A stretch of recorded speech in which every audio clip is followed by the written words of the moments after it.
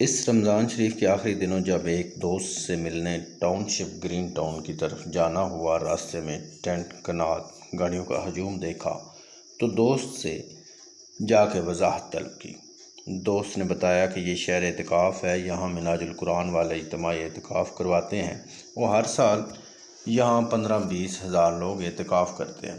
رہا نہ گیا، واپسی پر گاڑی پارک کی اور چل دیا شہر اعتکاف کی طرف۔ مین گیٹ پر کچھ ضروری احتیاطی تدابیر کے بعد اندر داخل ہوا تو مجھے کوئی شہر اعتکاف والی بات نظر نہ آئی۔ میں نے ایک بھائی سے پوچھ ہی لیا، بھائی شہر اعتکاف کہاں پر ہے؟ تو وہ بھائی مسکراتے ہوئے مجھے کہنے لگے، بھائی آپ شہر اعتکاف کے اندر داخل ہو چکے ہیں۔ اور مزید پوچھا، آپ وزٹ کے لیے آئے ہیں؟ تو میں نے ہاں میں جواب دیا۔ وہ بھائی مجھے کہتے ہیں، آپ آئیں میرے ساتھ، آج آپ کو شہر اعتکاف کا وزٹ کرواتے ہیں۔ میں بھائی کے ساتھ چل دیا۔ وہ مجھے آگے ایک بڑی سی مسجد کے صحن میں لے گئے، جہاں صوفے کرسیاں لگی ہوئی تھیں اور کچھ لوگ بیٹھے ہوئے تھے، اور اندر مسجد کے ہال میں نظر ڈالی تو اندر انسانوں کا سمندر نظر آیا۔ ایک نظر دیکھتے ہی سمجھ آئی، ہاں اب شہر اعتکاف کا ماحول نظر آیا ہے مجھے۔ اتنے میں انہی بھائی نے مجھے تفصیل سے بتایا کہ یہاں معتکفین کے کیا کیا معاملات ہیں، کہاں سوتے، کہاں کھاتے، کہاں نہاتے، سب کچھ۔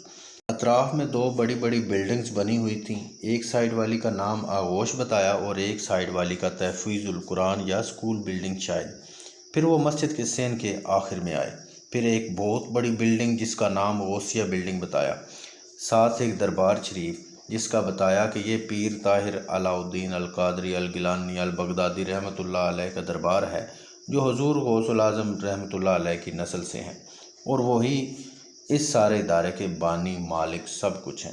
انہوں نے بنیاد رکھی منہاج القرآن کی۔ مجھے بتایا کہ یہ جتنی بلڈنگ میں نے دکھائی آپ کو، یہ سب معتکفین کے بلاک اور حلقے ہیں، یعنی ایک حلقے میں 50 افراد اور ایک بلاک میں 20 حلقے، اور کوئی 20 کے قریب صرف بلاک ہی ہیں۔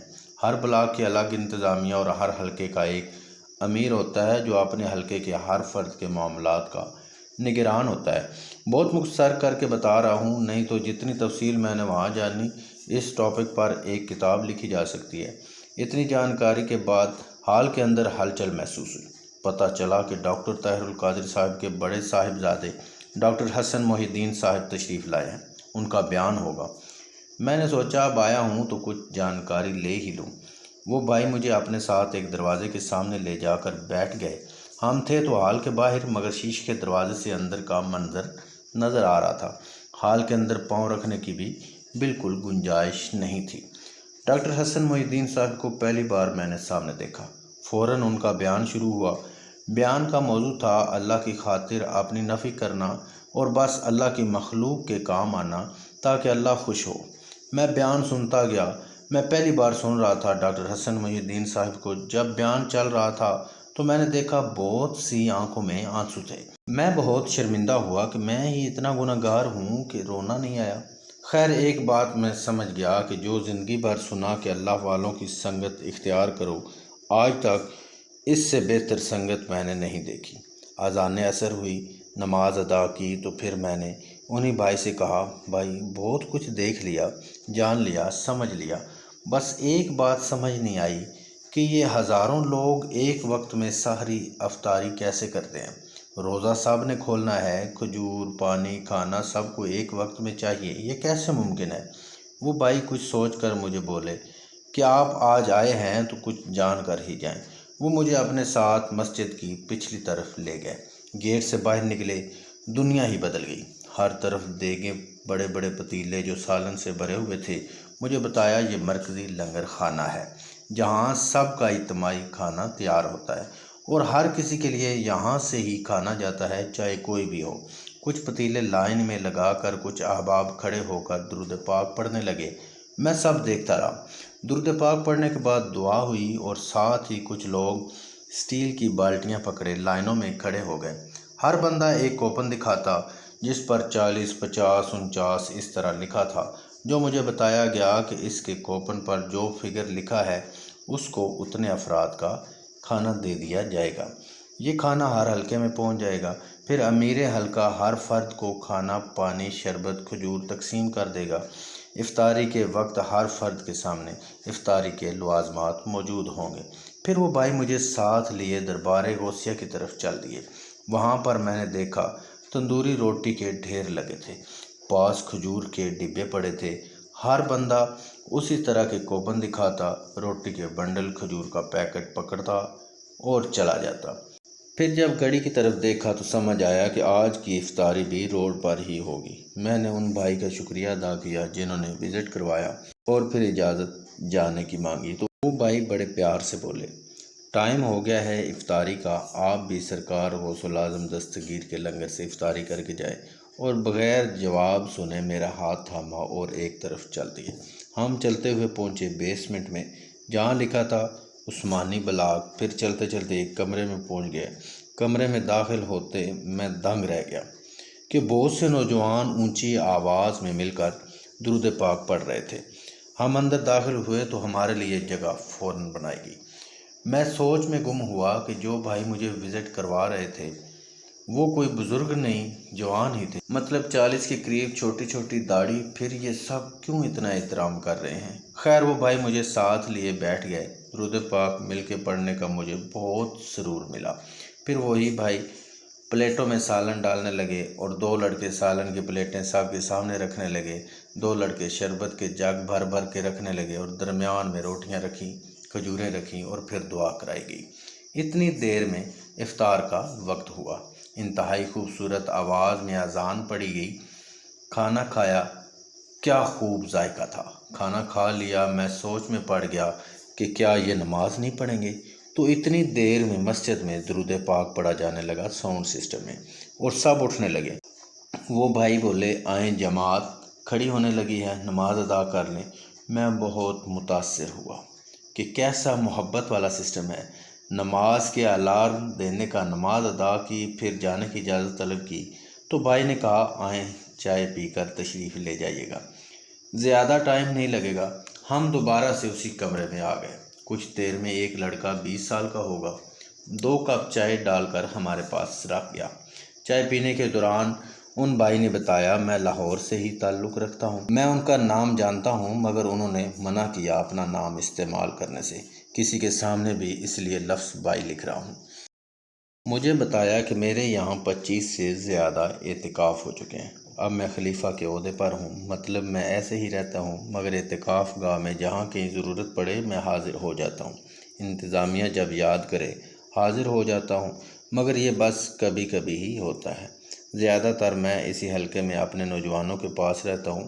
یہ سب نوجوان میں ساتھ لے کر آیا ہوں تاکہ اس پرفتن دور میں قرآن و حدیث کی روشنی میں ان کی صحیح تربیت ہو سکے۔ اگر ہم اپنے جوانوں کی صحیح تربیت نہیں کریں گے تو کوئی غلط لوگ اپنے حساب سے ہمارے بچوں کی تربیت کریں گے۔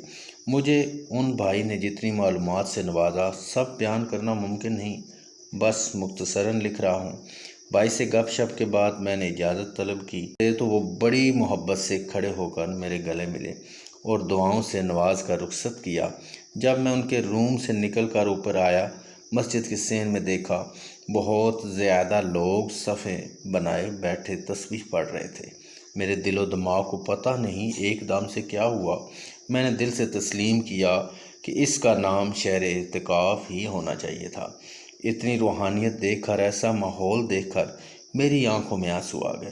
میں نے وہیں بیٹھ کر اللہ کی بارگاہ میں گڑ گڑا کر دعا مانگی کہ اے مولا، اپنے پیاروں کے صدقے مجھے توفیق عطا فرما کہ میں اپنے بچوں کی تربیت ایسے روحانی ماحول میں کر سکوں، ایسی سنگت میں کر سکوں۔